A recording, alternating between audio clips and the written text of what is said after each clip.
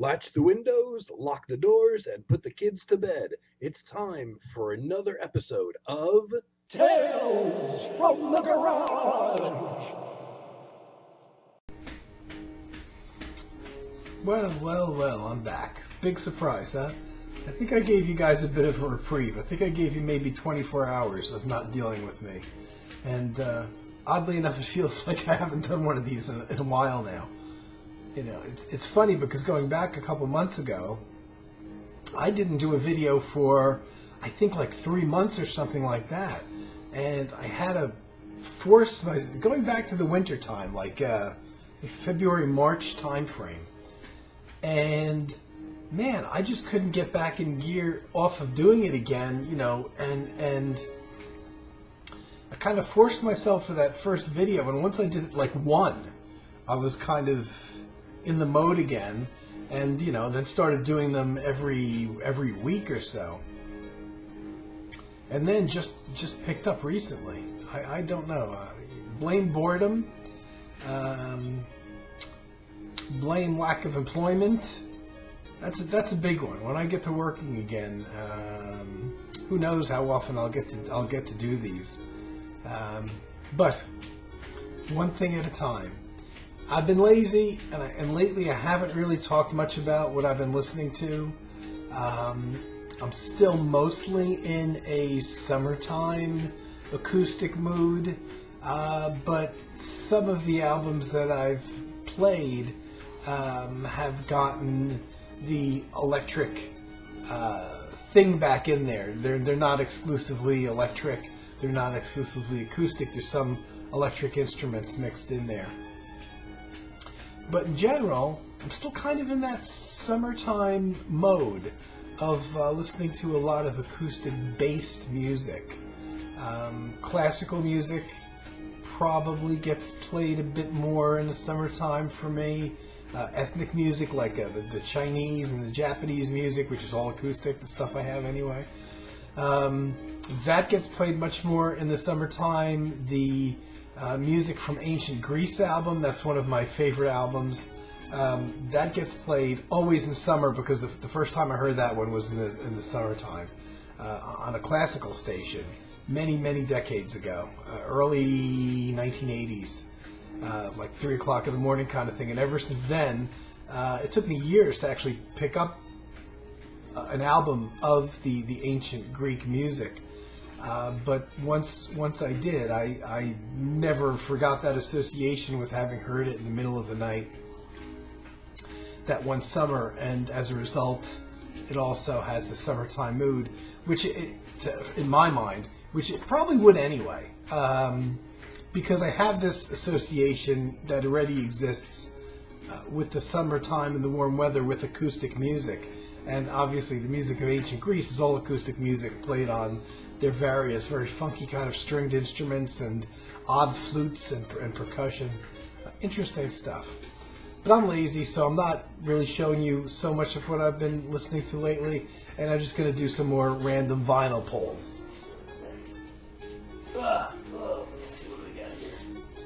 Well, it's a twofer. It's not an ECM. It's actually a prestige record. One of the many twofers that I bought in the late 70s and early 80s. This one is a Miles Davis twofer. They repackaged all of his... this is on Prestige. His first label that he recorded for on a regular basis was Prestige Records in the 50s. And this was also... the label that had his first working band with John Coltrane on sax and Red Garland on piano,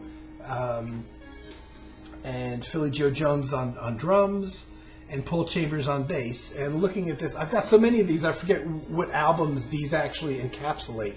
So this is a 2-disc set, and this is one of the things that I think of as like a Saturday buy. It's like you go to the record store at some point on a Saturday, and you really, you know, at the time wanted to come back with something to enjoy. So you have a nice 2-record set. So you got about, you know, an hour and 20 minutes or so of music, which is a good amount to sink your teeth into. Obviously, much better than like a 40-minute album, and also better that it's a repackaging of old stuff, because as a result you get these liner notes to read. Now the print is a little bit bigger on this one than on many of the Twofers I have, which means that there's less biographical information on there. Sometimes the print was so small you could spend an hour reading it if you didn't read through it fast. This is quite a lot bigger. So there's less information, but it's still notes by Ralph Gleason, and if you're a fan at all of mainstream jazz music from the 50s, 60s, or 70s, you definitely know Ralph Gleason's name as a jazz writer. And so, it's got the historical information about what was going on. This is a repackaging of 2 albums, 2 complete albums, not like a compilation thing. 2 out of the 4 albums that this working quintet made for Prestige. These 2 were Cooking with the Miles Davis Quintet and Relaxing with the Miles Davis Quintet. So those 2 albums are represented here, and all the tracks were recorded in 2 different sessions in 1956. Wow, that's even before I was around. So January, May 56 and October of 56. Good stuff, great stuff. I highly recommend it. I have got this music in so many. This is the first permeation of these albums, the classic original Miles Davis Quintet with Red Garland and John Coltrane. This is my first purchase of them on vinyl. Later on, I got, I want to say I might have had the original Jazz Classics reissues of these when they put them out with the original album covers, the very 50s-ish style album covers. I may have these on vinyl. I can tell you I have these in a boxed set. Prestige, in the early CD era, in the late 1980s, Prestige Records put out a CD box set. I want to say, I'm going to show it in one of these videos, but I want to say it's 5 CDs, 6 CDs, I forget, of all of Miles Davis' work for the Prestige label. And, came in an LP size box, booklet, and all the CDs. And I bought that thinking, well, no, I've got all of Miles' work on Prestige, I don't really need to buy it again. But I'm such a sucker. I ended up buying Japanese, no less, expensive Japanese re-releases of, I think, all 4 of the Miles Davis Quintet albums recorded for Prestige, being the ones with Coltrane and Red Garland and Paul Chambers and Philly Joe Jones.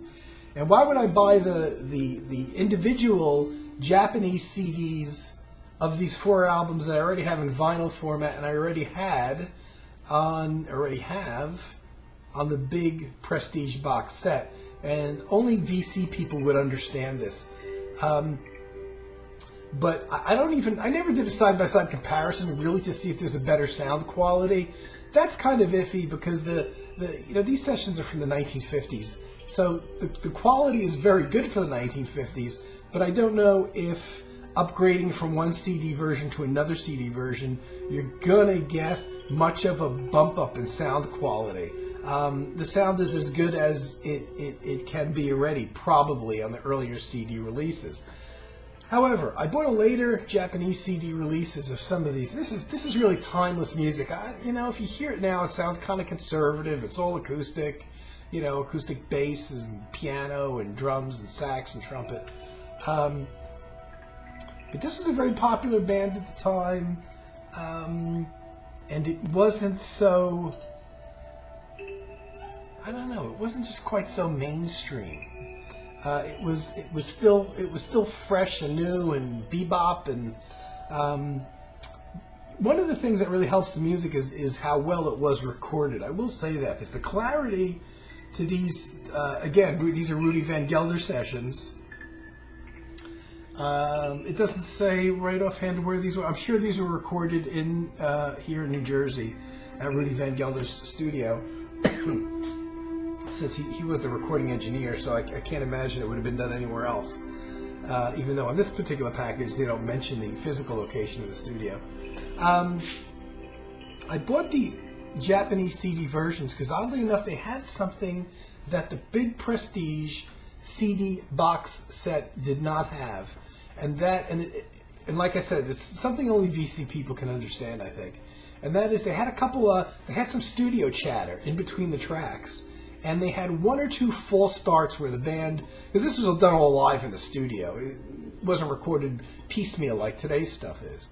You know, bass and drums one day and piano the next day kind of thing. And the Japanese releases of these quintet albums had a little bit of studio chatter and a couple false starts where the band would start playing and it was the wrong tempo or something. Somebody started off on the wrong foot. Oh, I don't know if you can hear dogs barking in the background. See, it's only early evening now, not late evening, so people are out. The weather is not as hot, so people are maybe hanging outside a little bit more, and they're always walking their dogs around here anyway. But I ended up laying money out for these Japanese CD releases simply because of the studio chatter, one or two full starts where the band starts playing a tune for 16 or 17 seconds, and then they stop, and then they, something wasn't working, and they go and they do another take of it, and I just had to have that. So I'm a nut when it comes to this stuff. So how many different versions of this do I have? At very least 3. I want to say probably, and that's not even counting the other vinyl copies that I'm not sure that I have or not. I think I do have another vinyl version of these great quintet, Miles Davis quintet. Yeah, I actually like the earlier quintet. Yes, it was more mainstream and bebop. I prefer it to the later one with Herbie Hancock and Wayne Shorter, though both those guys are geniuses. I just prefer the first one, the Prestige stuff. To me, you can't go wrong with Miles on Prestige. Any other label that he recorded for, you have to kind of look out. There's some stuff that maybe isn't so great in there. Okay. Here we go. I'm back again. I'm picking up more vinyl. Oh, my God. But it did dawn on me that I don't really buy vinyl anymore. So, doing these random picks, you're only going to really see my old collection stuff and really not things after, like, 1986. I bought very little vinyl after 1986. So, eventually, at some point, I have to figure out how to integrate my overall collection, my CD collection, with these random picks, and that's a lot harder because I have so many CDs, and some of them are arranged by group, so I would know in advance if I'm going to an Oregon, the band Oregon, for instance, and I have all of their solo albums of all the members all together, I would know that I was picking out Oregon or a solo project from one of the members. And then I've got others where I've just got big plastic storage bins just full of CDs. I guess I could bring one out here and just kind of reach down in there. So I have to find a way to really integrate my post-1985 collection in. Oh, wow, here, I didn't even know this was back there. Here's one that I've been putting off buying on CD for ages, and I don't know why, because I love this album. And guess what? It's not a... Wow. 2 records in, we haven't picked out a Klaus Schultz or an ECM record yet. Chester and Lester. Man, do I love this. This is for guitar fans. Les Paul and Chet Atkins. Now, Chet Atkins is known more as a country guitarist, and so I didn't really pay much attention to him until I bought this album. They did 2 albums together. This one, when was this done? I want to say it was the 1970s. With all the liner notes here, guess what they didn't put on? The recording date. Well, the record came out in 76, so obviously it had to have been recorded before that. I'm a little surprised they didn't include the recording date on here. It may be in the liner notes. Nice Nice back cover. Since it's not a gatefold, it doesn't open up. I really do appreciate the fact that they included the liner notes to the extent they did. Like I was saying, I wasn't a huge Chet Atkins fan. I was aware of who he was, but I was kind of put him in the country guitar category more. Definitely a brilliant finger picker, but I've seen very little of him. I've seen him a bit on television, so I knew who he was. This was recommended to me by somebody I used to work with, a guy that was about, I don't know, maybe 5 years older than me, maybe a bit more. He said, you got to hear this, and it's really just, they're supported by a regular backup band, drums, bass, piano, and even, I find strange, rhythm guitar. You already got two guitarists. But, so I guess this was essentially done live in the studio. So it's not guitar duets per se. But hearing this album, I already knew Les Paul from his jazzy playing, which I love. But also, Chet Atkins plays in a very jazzy mode. And in a way, I'm not used to hearing him play. And of course, a lot of his own albums had singing in it as well, so that kind of takes away from the guitar playing aspect, obviously. And this is just a fun, if you like, I mean, obviously, it's not a Van Halen record. They don't have any fuzz boxes on here, thankfully. They do Caravan, the jazz piece, Birth of the Blues, Lover Come Back to Me. So if you saw the theme from the movie Picnic called Moonglow, which was for a while a fairly popular thing for jazz people to play. And so you've got two electric guitarists playing a very clean, very fun, easy to listen to. I have to get this on CD. Now it's funny because this keeps happening. These albums that I pull out that are things that I haven't played for years. I swear, it was only last week that I said to myself, I have to get this album on CD. And I actually was looking to see if it was in print. And I didn't even know I hadn't seen the vinyl for years. I didn't even know the vinyl was back there. I don't know what made me think of this album. They did one other album as well. And I know the CD has gone in and out of print, so I do have to look into that. I don't know what I saw. Maybe it was something on Chet Atkins, or maybe it was something on Les Paul that made me think about this album again. And just last week I was looking for it. So it's kind of weird that I would pull this out of this collection back there, not even knowing that it was in there. I really miss not hearing this. And of course, with my fucked up turntable, I wouldn't even attempt to play it. But man, I just, now pulling it out again, and as soon as I'm done filming, I'm gonna be reading the liner notes, and probably wanting to hear it even more. I just really want to hear this again. Just an easy, light, like light jazz album, maybe call it. It's all instrumental. I don't recall there being any real like country-ish stuff, which would be the Chet Atkins aspect of it. I remember it being pretty much like a couple jazz dudes hanging out playing, tunes, but they don't really stretch out very much. There's one 6-minute track on here. Most of the tracks are 3 minutes and change. Look, if you go online like Amazon or something and you find that there's only one copy available, please don't buy it until I get my CD version, okay? I gotta get that. Wow. Would it be possible for me to go back in there and not pull out an ECM? We'll see. I'm not going to choose that one because it's... Alright. Well, guess what? No. Wow. I really like this album. I bought this when it came out. It's an ECM album. What a surprise. Bought this at Disco Mat. Just so you know, I paid $6.99. The list price was $9.98.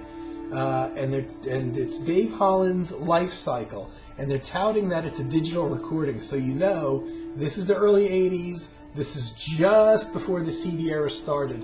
This was recorded in November 1982. So it came out in probably about mid-1983, just before the CD era. I bought it right away when it came out. I was at the record shop probably once a week. If I didn't go once a week, something was wrong. Like I'd be in the hospital or mental ward or something. So I bought this when it first came out because I was already well aware of ECM by the early 80s and who Dave Holland was. And it was plus when I saw it was unusual. Dave did a couple solo bass albums, which to me are always interesting because that's a challenge to try to make a solo bass album and keep it interesting. So I always gravitated toward those and was always more curious about hearing those than I would be a standard band. And this one is one of a kind because it's solo Dave Holland, but there's no bass. He plays cello. This is all cello, called Life Cycle. Just cello.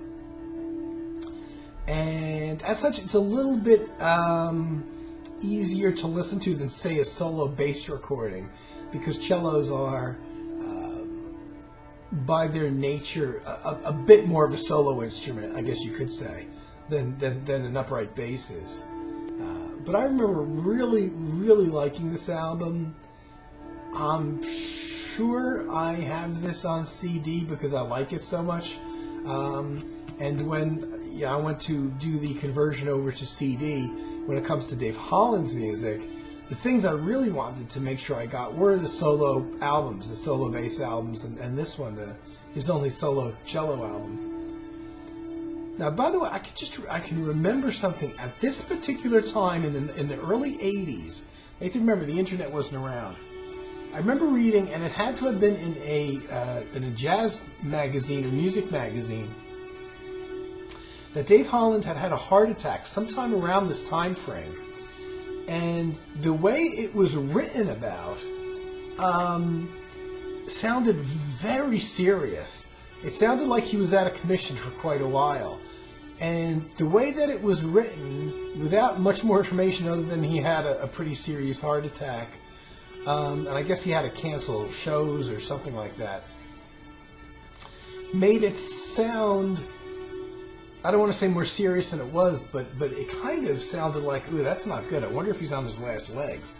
So here it is, early 80s, and now we're in 2018, and Dave's still around, thankfully. I'm so thrilled. But every time I see a new album come out, or I read about a concert that Dave's playing with somebody or his band or whatever, it always brings me back to those days in the early 80s when I heard about his heart attack. And I would have never guessed that all these years later he would still be around after hearing about the severity of that heart attack. And then eventually I heard nothing else, but then I started seeing other albums coming out, because remember, there's no internet, no way to find this information out. So eventually, and it took probably a year or two or more after I heard that news to see something else of Dave Holland's coming out. And of course I wasn't too sure of the time frame of his heart attack, so even when that stuff came out, I'm like, well, gee, this might have been recorded before he had the heart attack, because I didn't know the exact date and the exact year. So it took really another couple of years of new releases still coming out that I was sure, okay, these had to have been done after his heart attack. And then, for him to resume touring again and everything was great news.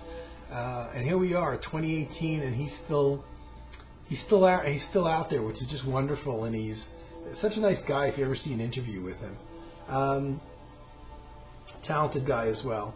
I love these pictures. I don't know where these pictures were taken. I always thought like probably Central Park or something, but who knows? This could be Norway for all I know. Of Dave with his cello in a park in either like wintertime or autumn. Great photos, great black and white photos. Really enhanced the album. So without liner notes, because ECM never really did liner notes, they always had this that was nice to look at, gives you a vibe of the music. And once again now, it's like everything I pulled out here, now I want to hear. And I can hear the Miles stuff. I'm real sure I have this on CD, and I got to pull that out. But I don't have the Chester and Lester yet. And I do want to hear this again. This is like I was saying, it's a wonderful car riding music because it's light, it's easy to get into, I could even play it around my dad, who's in his 90s, and it wouldn't be something like he'd be like, "What the hell is that kind of thing?" He'd actually like it, I'm sure. So I'm gonna leave it off here now with 3 albums. I thought one of these days, I'm gonna be able to do one of these picks and not pull out an ECM album, but I guess that's not gonna happen yet.